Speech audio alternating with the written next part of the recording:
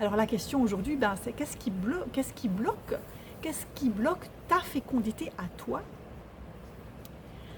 Et la première chose que je regarde, tu vois, quand une femme vient à moi et pour travailler sur ces sujets, lorsqu'elle est en désir d'enfant et que ça ne se concrétise pas, eh bien c'est sa vie globalement.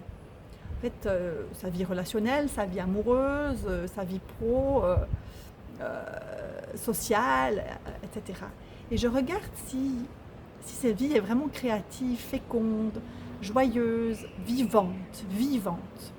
Parce que la fécondité, à nouveau, ce n'est pas qu'une affaire d'utérus, ce n'est pas qu'une affaire d'ovaire, ni même de trompe, c'est une qualité, ni même de sperme, je vais te dire, c'est une qualité d'énergie qui traverse toute ta vie.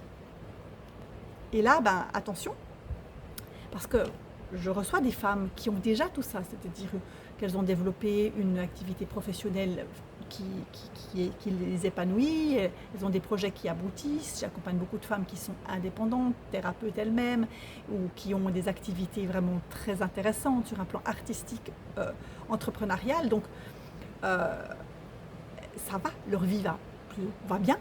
Et pourtant, il y a quelque chose qui bloque, et c'est ce projet bébé. Il reste bloqué, il y a quelque chose qui bloque.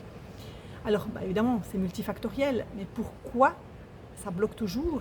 Eh bien, il y a certaines choses qui ne se jouent pas sur le plan visible, qui se jouent sur un plan beaucoup plus invisible, et notamment sur un plan inconscient. Il y a parfois un refus d'incarnation très profond qu'on ne perçoit pas, qui va nous empêcher d'accéder à cette fécondité intérieure, des schémas qui tournent en boucle dans nos profondeurs, des peurs parfois qui sont autodestructrices et qui nous éloignent du projet, alors qu'en fait,